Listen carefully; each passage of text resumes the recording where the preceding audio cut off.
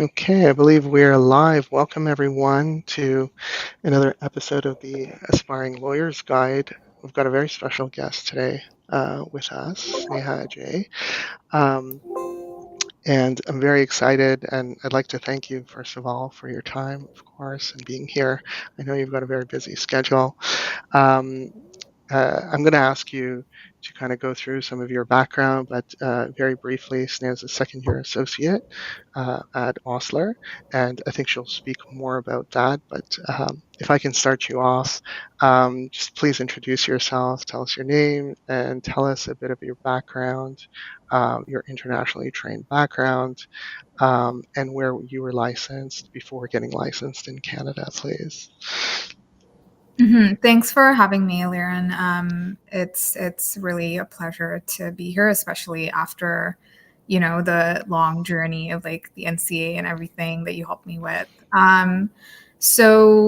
Yeah, in terms of background, I finished law school in India. I graduated 2014. No, 2000. I Yeah, think your it's your been a call to the bar was in 14. Yeah. yeah, yeah. It's been a while. Wow. Yeah. And then I practiced for 2 years. So now at this point, I've had more work experience in Canada than I have in India. I litigated very generally. I was a general practitioner for 2 years. I did briefly move to Singapore and I worked there for a year, but I didn't get called to the bar there. And then I eventually made my way to Canada and now I'm in Toronto. Wonderful. And of course, you're working at one of the larger firms, and we'll kind of get to that a little bit later, and we'll talk about your experience. But um, how was the licensing process for you? How long did it take you to go through that process? Starting with, of course, the NCA accreditation process, and then going into the lawyer licensing process. Yeah, so it took a while because when I made my way here, like 2018, at the time, to be very honest, like I think ITLs and the NCA and things were still very new on Bay Street. Like people weren't aware just because I think that the number of ITLs on Bay Street it wasn't a common occurrence. And so it took a while for me to actually start the process and be confident that I could actually make it through the entire thing and be called to the bar. So although I started working at Osler in 2018, I only started my NCAs in 2020 when the pandemic hit, because it took a while. As you know, it is also an investment and a financial investment, not just a time investment. And so I want to be confident that I was able to do that. And so I wanted to work my way up to it. And so I started the process in 2020. It took me, I want to say, 9 months to get through the NCAs. But I think it was also in the previous, like, it used to be different. Like, I think the scheduling is different now, but this was in the previous method of scheduling where it happened every 4 times a yeah year four over times a over year. a 1 week period. Yes. Yeah. So that's the way that Yeah. I did it, and I think I took them one at a time, and so I finished in about 9 months. And then in 2021, I did the bar exams. I did the barristers first, and then I did the solicitors later. So were you working at the same time as Yes, going through the NCA the whole process? Is that time. why that's why you spread them out? Yes, What you did? the entire time I was with Osler, and yeah, so working and studying at the same time is, challenging. So you have to put that time away, and so yeah, Of that's why course. I took the time to do it. And um, it does take time, even if you rush through it. The fact is that it takes time for them to grade and for it to come back, and so I think it's better to give yourself the time to like prepare and do it well the first time as opposed to like rushing through it. Yeah. So it was interesting. You said you went from India then to Singapore. Why the move to Canada? And when you moved to Canada, because you didn't start that licensing process right away, was the expectation that you would be practicing law? Was that the reason for coming to Canada? Curious. No, I didn't move to Canada to practice law here. I moved for personal reasons, but obviously because practicing law was the only thing I knew how to do, I didn't want to shift gears, and Yeah. so I decided to just go down that path and stick with it. But obviously once I started, because everything, like I said, like everything takes time, I knew that I would have to give myself that runway to be able to do the exams, um, and like complete the assessment. Um, because the NCA only gives you that much time to finish all the exams, and I didn't want to start it and then have to like take a really long break. So yeah, so I just gave myself that time to be able to do that. But I definitely knew that I wanted to do it. But like I said, I want to be absolutely sure and very prepared before I started it. Hmm. Tell me about getting a job while working. Sorry, while before even starting the NCA process. You got a job at a big law firm. What were you doing? And tell me about the process of applying for that job. Yeah. So like I said, like the market back then was very different. Like ITLs have very like it was almost an alien concept on Bay Street. Like I had to explain what it meant to be an ITL and what the NCAs are. Like they just didn't know. Like law firms that I interviewed with just didn't know where to place someone with my experience. I think that's what they struggle with. It's not anything else. Like I think they just don't know. Like compared to someone with a Canadian um, education, like where do we place someone with international experience in the system?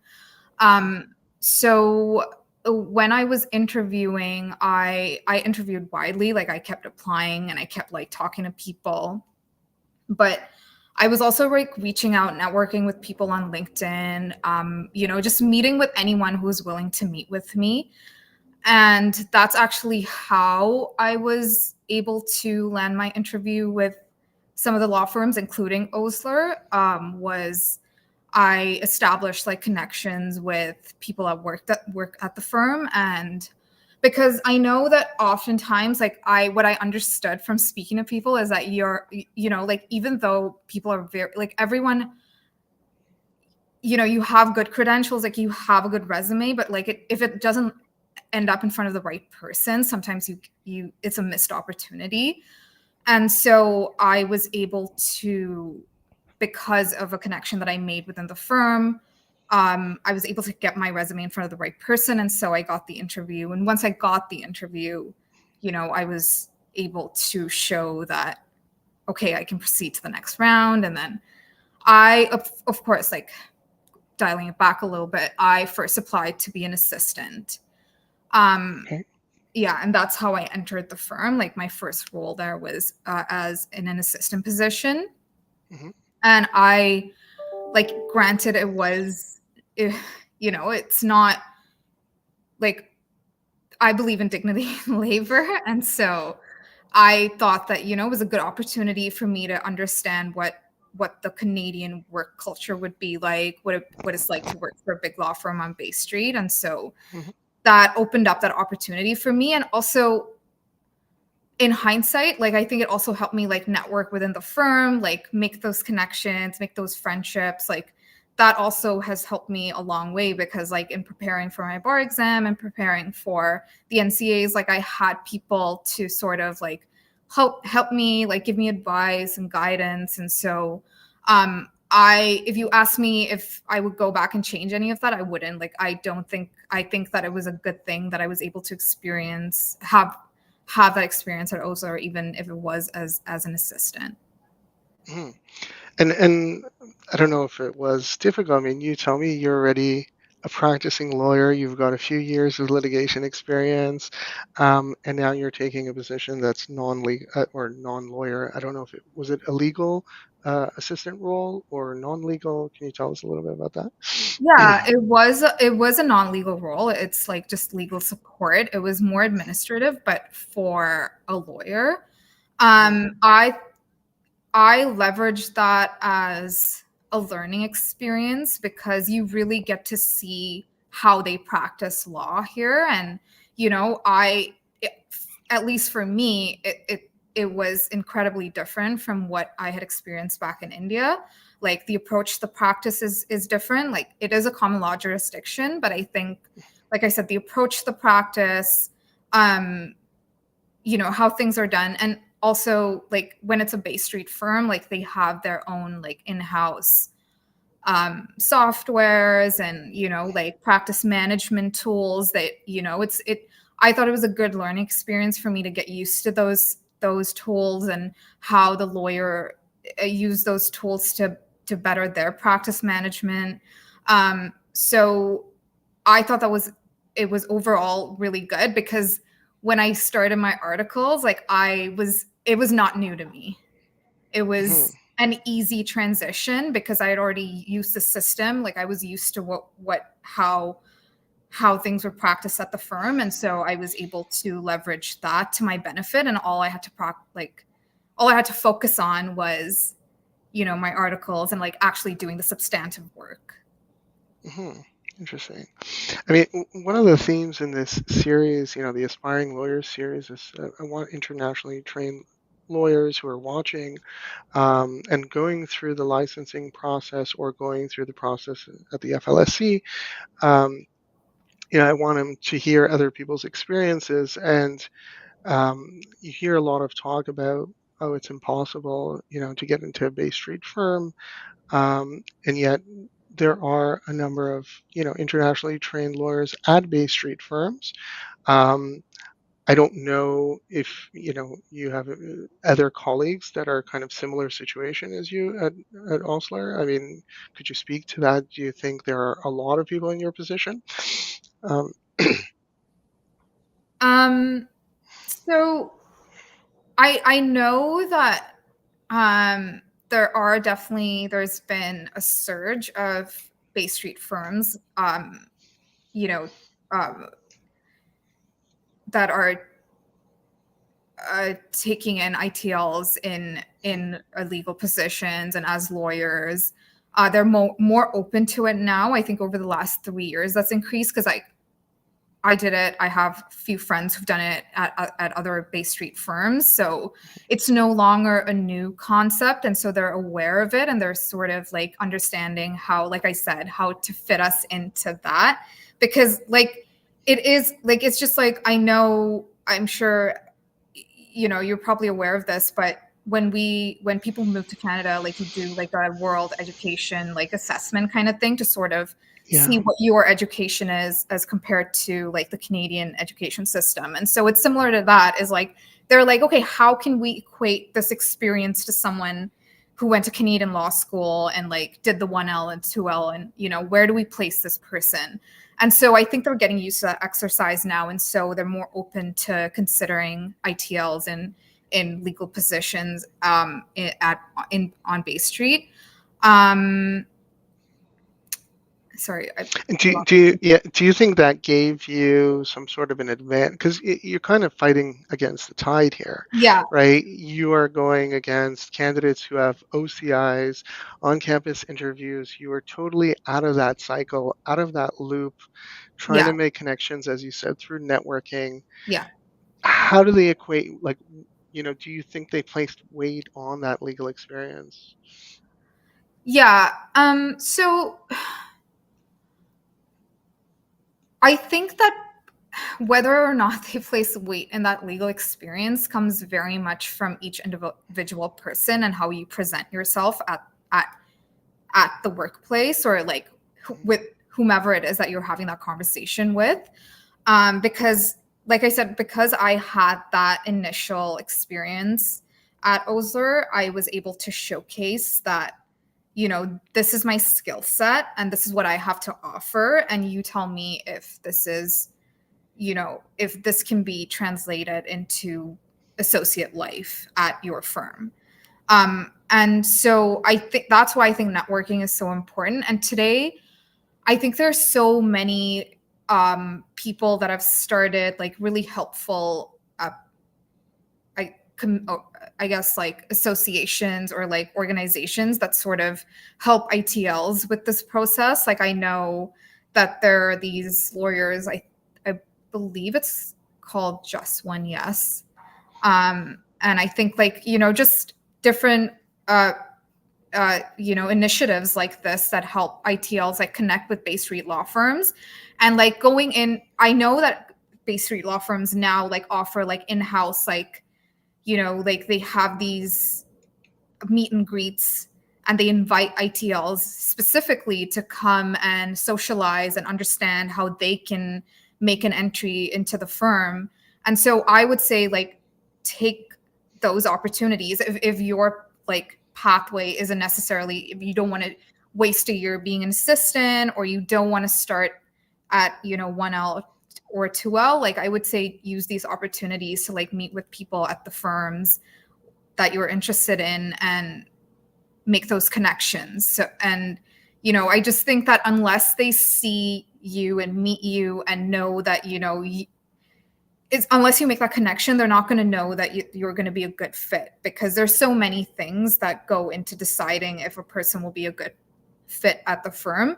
And yes, like ITLs are extremely smart and capable, and like technical skills are always fantastic, but I often find that sometimes, like just from my own experience, like speaking to certain ITLs who've reached out to me, the one thing that we can be lacking in is how we present ourselves, like I want to say soft skills, Okay. just, Yeah. yeah. So I think that's where we struggle. And I think that's important to make that good first impression. So That's so yeah. important. So let's talk about the soft skills, because I think what we're getting at perhaps is firm culture, Yeah. maybe, and jiving in with the firm culture, and maybe, coming from a different background or a different country, maybe, that might be new to you. How does one go about discovering what that culture is? And how can you, because you had this great 2-year run up before your articles even, how do you think somebody can figure that out and make themselves more presentable, as you say? um, of course, there's the networking, as you mentioned, and there's coming out to any sessions. That would be very helpful. Is there anything else you think candidates might be able to do in trying to break through and understand the culture at some of the firms?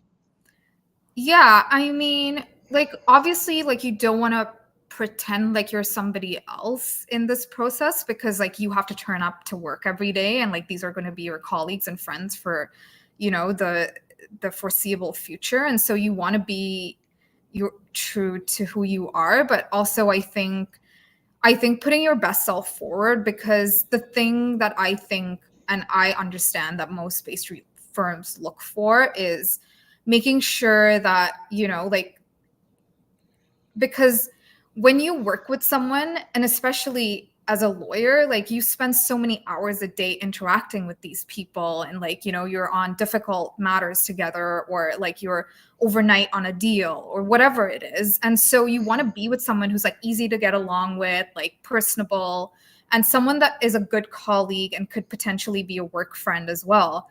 And so like I think that's where I think it's good to put yourself in their situation and think about what it is that they could be potentially looking for from a candidate. And not just what I know. We're always eager to be like, oh, this is all the things that I did on my resume. But sometimes it's not that. It's like sometimes it's that extra little spark that they're looking for, that curiosity maybe that this person exuded, or, the spirit, or like just how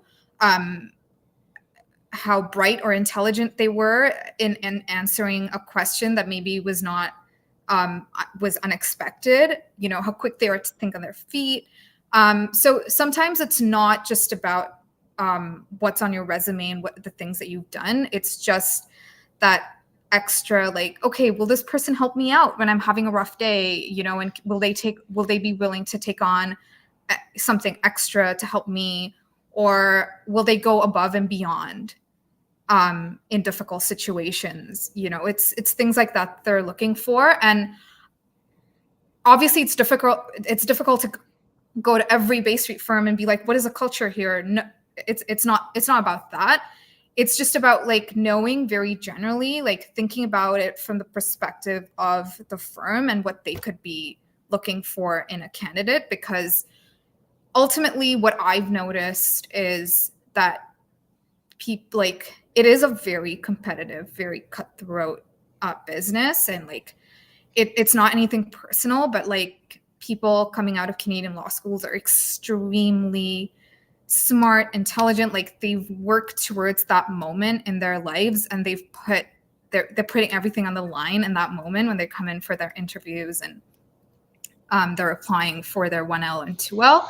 And so it's being able to position yourself in a way that's at a competitive advantage to them. So like thinking about it from what all the things that they've done and how you would present yourself in that situation.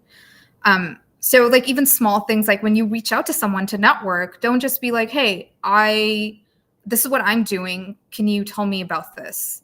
Like I've seen that so often, and that's sort of rude, and it's not personal, and like people are busy, like they don't have to respond to you. So taking that extra effort, showing that you are really interested in connecting with this person, making sure you add that personal touch, checking your cover notes before you send them across, because I've had people call me all different things and not accept my name.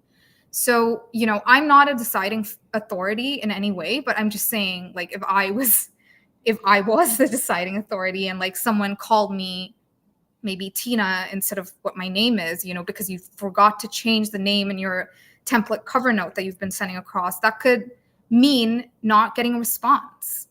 So just like really thinking about it and taking the time, because like I said, it's a competitive market. So, if you really want to get ahead, then you have to put in that time and effort. Thank you. I think that's wow. There's a lot to take in there, and that's a lot of useful information. Um, can I take you back to, the time you're working as a legal assistant? Did the firm know you were going through the licensing process? Yeah, I was very forthcoming with the fact that, because I mean, I didn't take, like, I graduated from law school, and so that was on my resume, obviously, and so they knew that I had a legal background. So I was forthcoming about it, but for me, I knew that I wasn't in a rush to get into my exams right away, and so I let them know that I'm not running to be called to the bar. I'm not rushing to do it, and I'm going to take my time. And so in the meantime, I'd like to, have work experience on Bay Street. So yeah, and like when I did start the process as well, I definitely kept the workplace updated on what I was doing and what my plans were, but in a respectful way. Did you have an expectation that you might get in the articling position? How did that work out? Um, I did not have an expectation. I'm just the kind of person that I take it one step at a time, and like this process can be very overwhelming. So I wasn't thinking that far ahead, to be completely honest. I was like, let me knock the exams out of the way, because that is within my control. Like studying and like making sure that I pass is well within my control.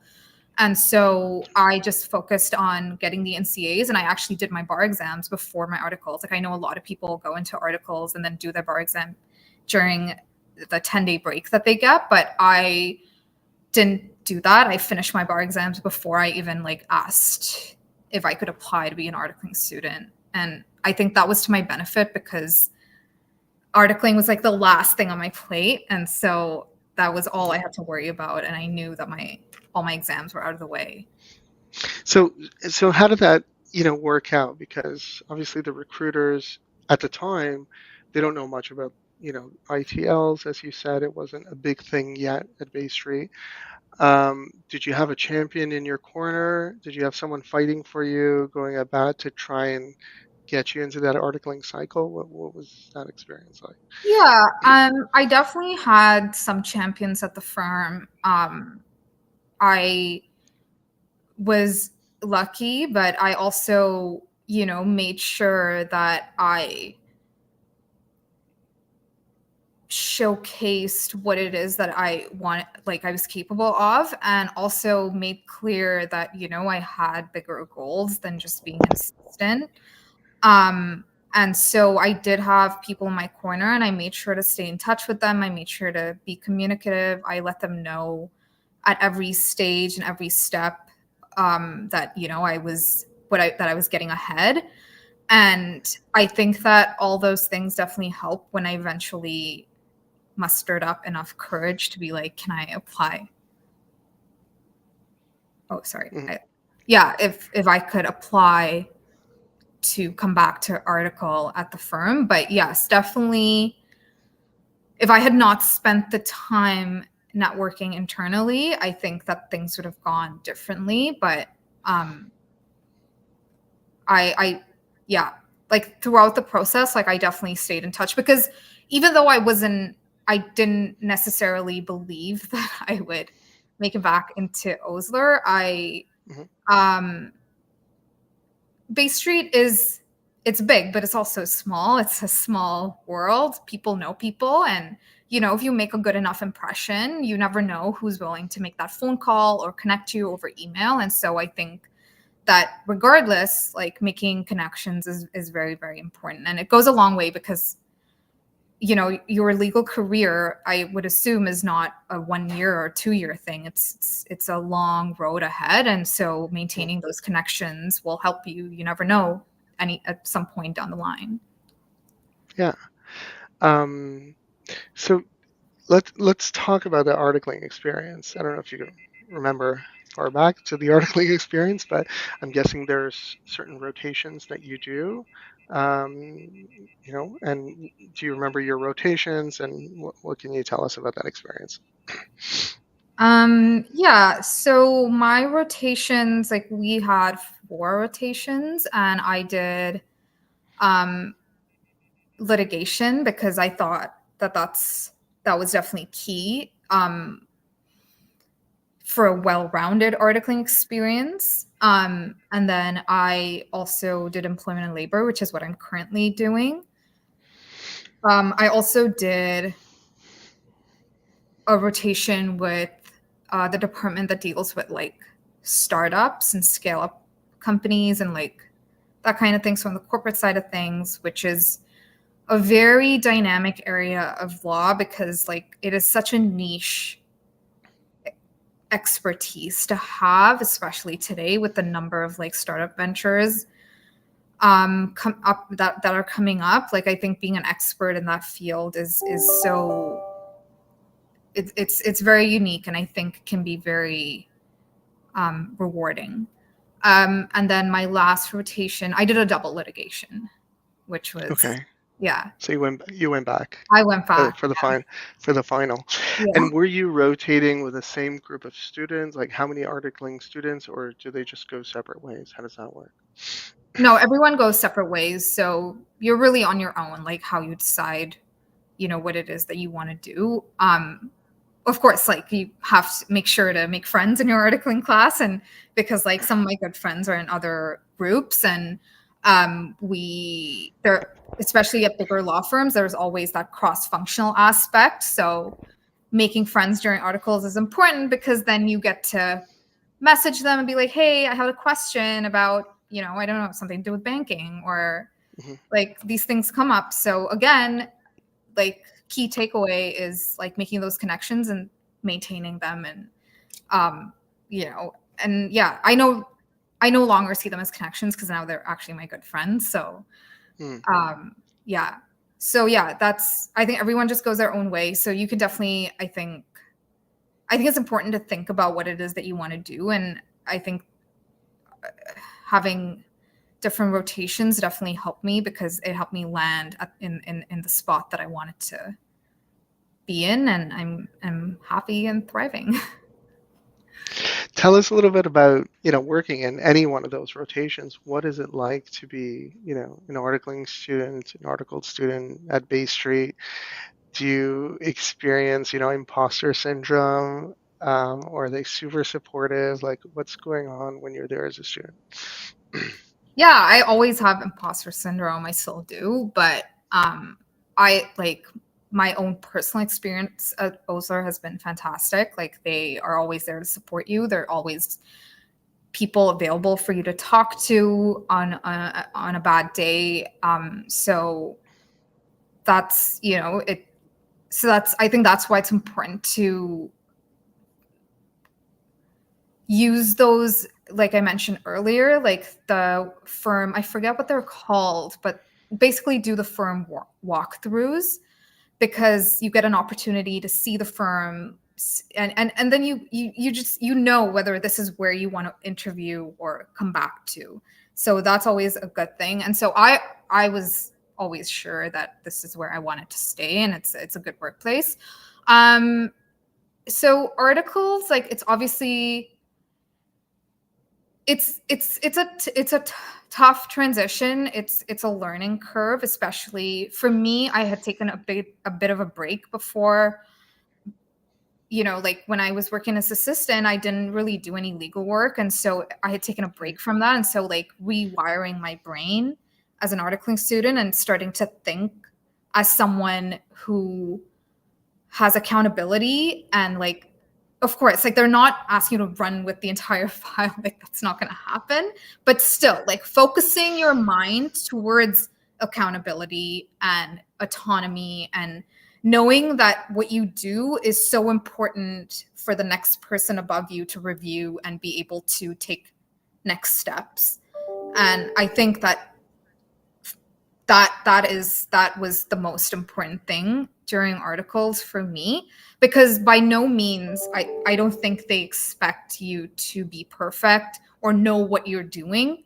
A lot of people don't, and a lot of people come from different backgrounds. Like a lot of people don't have, like, yes, they're in law school, but their undergrad was probably in like engineering or something completely unrelated to law. And so I think coming in there, but like really putting your best foot forward. Like I can't stress this enough, because they just need to know that you are putting in your 100% and you've made that effort. So like not like proofreading your work, something as maybe someone may think that's insignificant, but like I think that is so important. Like submitting work that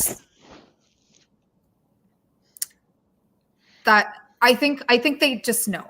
They like someone will know that you've put in The effort. effort. Yeah, and I think that's important. So I don't think you need to know everything, but it's because they do treat articling as a learning experience, and so you're there to learn. But again, going back to like soft skills, like your technical skills are, you can build those, but having those soft skills, knowing what it is that you should um, focus on, not making sure you don't make like silly mistakes, making sure you're responsive. Um, yeah. Yeah, I think those things are important during articles. Amazing. So there's no like Lewis Litt from Suits No, writing this no, writing Sneak is this. like the most unrealistic show ever. I have no idea if they did anything on that show, but Oh, it's what we wish law would be like. um, okay.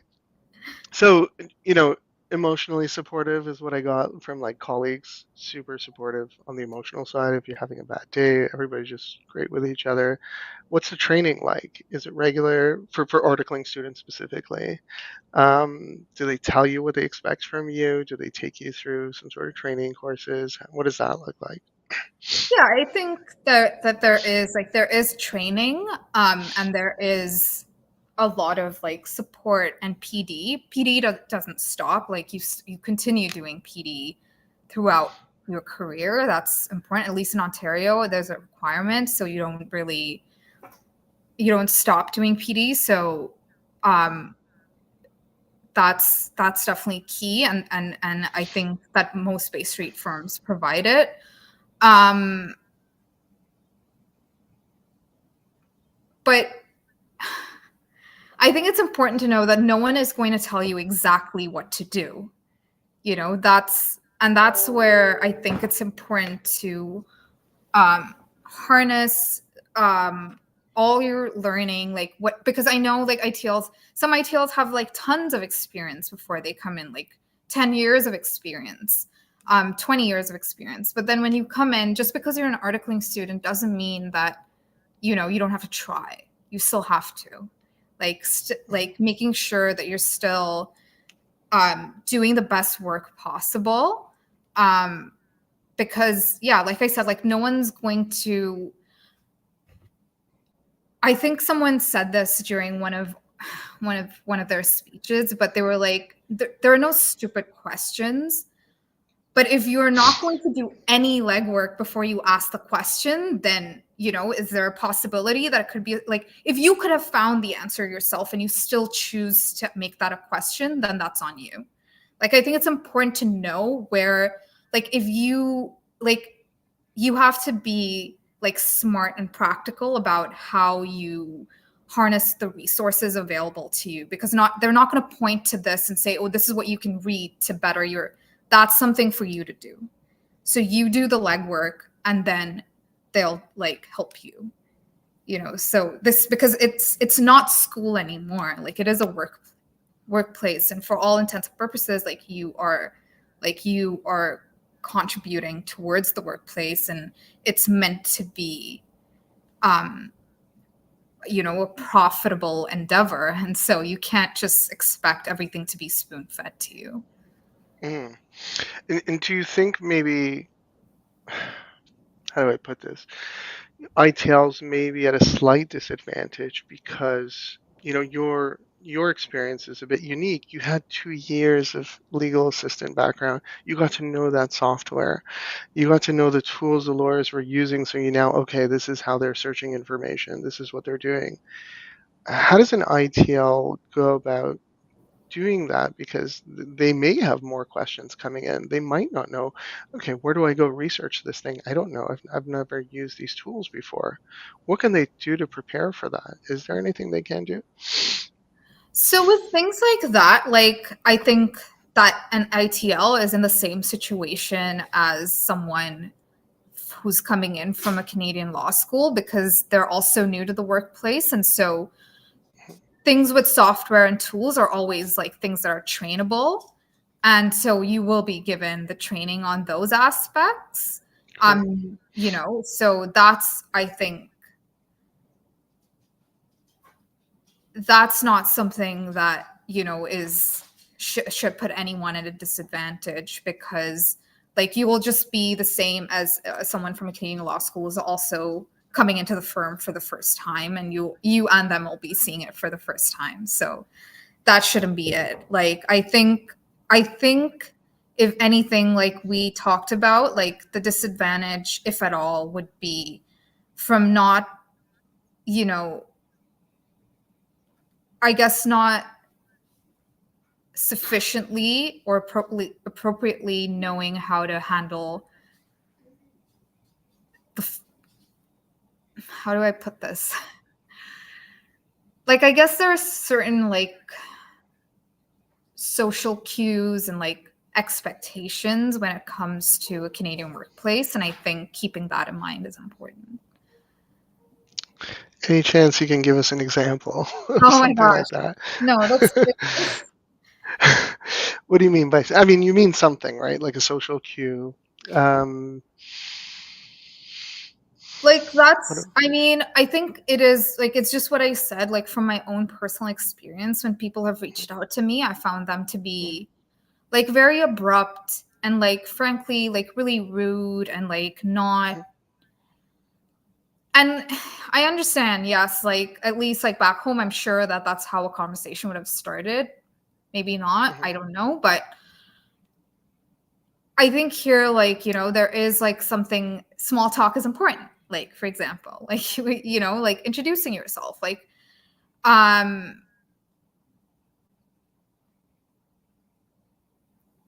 it's like building a connection doesn't happen in an instant. And it can't happen when you just say, hey, I just got to Canada yesterday and I was hoping to do my NCAs. Can you tell me a little bit about that? Like, no one's like, I feel no inclination to respond to such a message.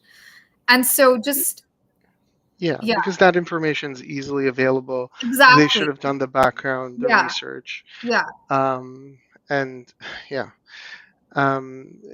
so doing your homework, being respectful of people's time, yes, researching the individual that you're reaching out to. yeah, What are their interests? Do I have a connection? And also thinking about what you can offer them, perhaps, rather than always, trying to take something. But it's yeah, got to be a two-way kind of relationship, yeah, perhaps. And definitely. that's I what I tell definitely, people. yeah.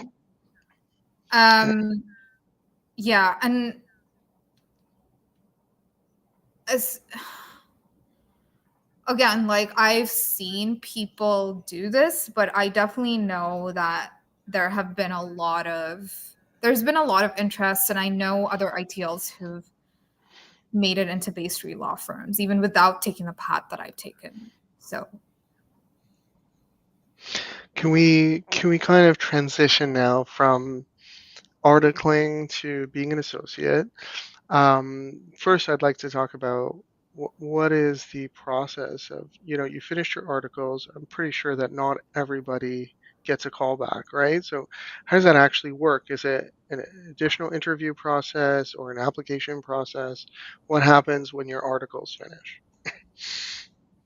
yeah, so I can't speak to other law firms. I personally didn't have to go through an additional interview process or um, any further rounds, but um,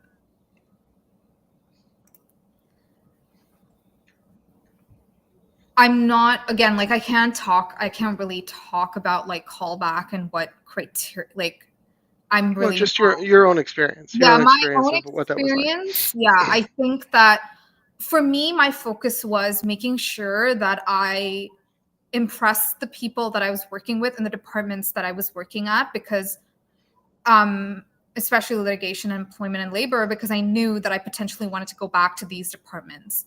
And so my focus was making sure that I work with as many people as possible. I had several just like coffee chats and like walks and like meeting with the associates, understanding what their work life is like, understanding what the different streams of work are, what the different practice areas are, et cetera, and like knowing um how it is that they balance their like targets and PD and all of the other things that are required of a lawyer because it's not just your practice, right? Like you have to do like non-billable work, like you have to like focus on like professional development. You also need to like dabble in things outside of the work sphere, like you need to socialize, you need to attend events, you need to be part of other associations. So like just learning like which ones I would like to dabble in, what interests me the most. Like I think I used that transition and that transition period to understand these things and also get a sense of how I would manage my own practice. Like these are things that I think that you need to focus on during articles, like like knowing how long you would spend on a certain task, knowing when to stop, um, Mm. when you hit a dead end, knowing when you hit a dead end, like who can I approach to like ask a question? How do I redirect or like adjust my approach to something? Knowing what my resources are within the firm or even outside of.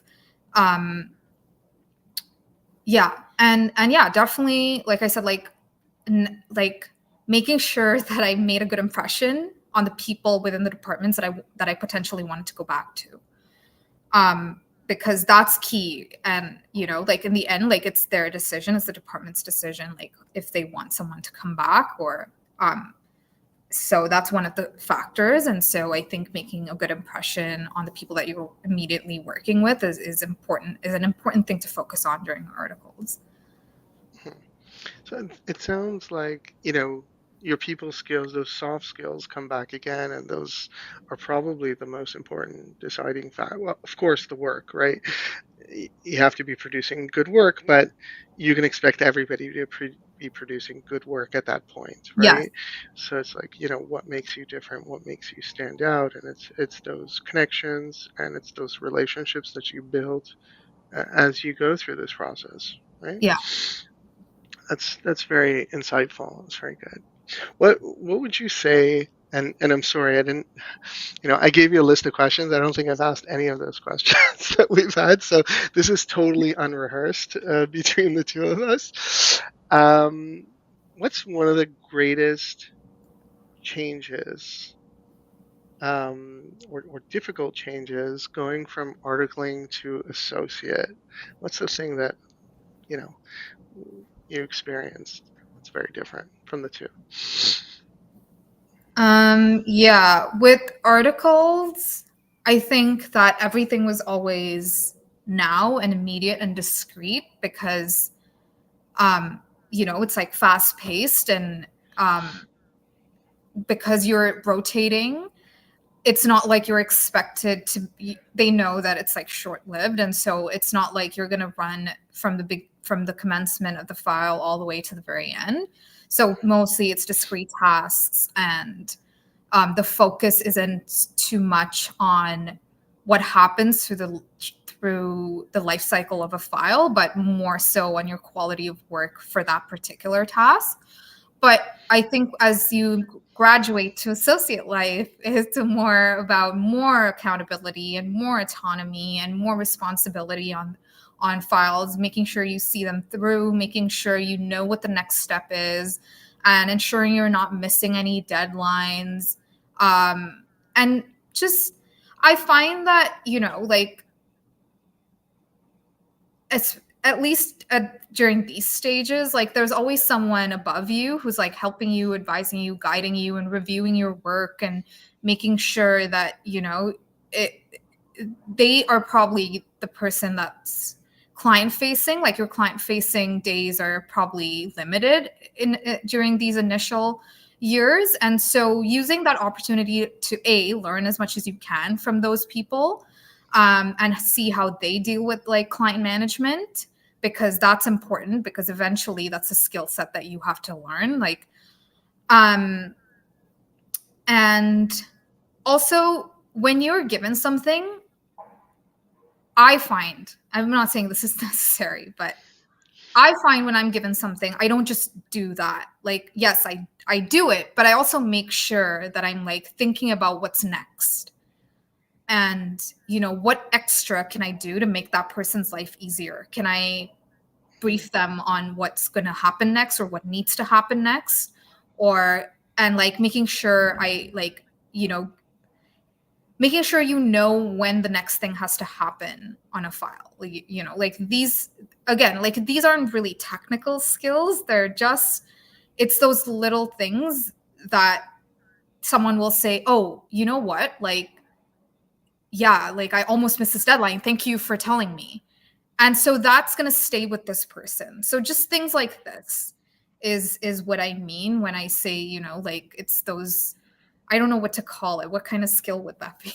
Like, I don't know. Just thinking ahead or planning ahead and Yeah, like and managing. perhaps Yeah, trying to deliver more than's expected of you. yeah, yeah. Perhaps, that's very insightful. Um, and I guess the next question, and maybe this would be different for each person, department to department, and even law firm. But when are you expected to carry a file on your own and actually have your name on that file as a lawyer? Um, you know, at what point is it a first year associate, a second year associate? At what point do you start becoming client facing? Yeah, I And think that, like you said, I think it's very different. I think it differs mhm, based on what firm you're at, what department you're in, what area of law you're in. I find that it's very different, depends on the individual and how. But I find that I don't think that, like, yes, like client facing, sure, like that will all happen, but mhm, I still think that having a a guide, an advisor, a mentor, I don't think there's any age at which that stops happening, because I still see like I still see really senior lawyers like reaching out to even their peers for advice, so that doesn't I don't think that ever stops, but I think being client facing and having more autonomy, I think it's just a natural evolution, and I don't think anyone should be in a rush to do it necessarily, because I think it's one of those things where you keep trying and one day you don't realize that you're doing it. You're doing it, and you just don't you didn't even know when it happened. Mhm. Um, I'll wrap up with the last question in a bit, but I wanted to thank you first of all, again for your time. I know you've taken out your lunch to be with us and to talk to internationally trained lawyers. You were once there before, and of course, I know you really care about people going through this process. So thank you so much for taking that time out. Um, I know there's a lot of pressure on you to perform and do other things, and of course, you're involved socially in a lot of things, so it means a lot. Thank you. Perhaps we can just end with, um, I mean, thinking about our discussion and the interview. Is there anything else you wish, going back to when you were, before you were even articling? What sort of things do you think is important to keep in mind as an ITL going through this process? What's the one takeaway, even something we've already talked about, whether it's networking or something like that? What's that one takeaway you think people should have from this discussion here? um yeah, so like I'll talk about the one takeaway, but I also want to mention one thing to definitely keep in mind. The takeaway, I think, would be, like I said, to make sure that you're not rushing through your cover notes, your emails, whatever it is, when you're connecting with someone, really thinking about it, putting in that effort, and taking the time to do it right. Because believe me, they will know.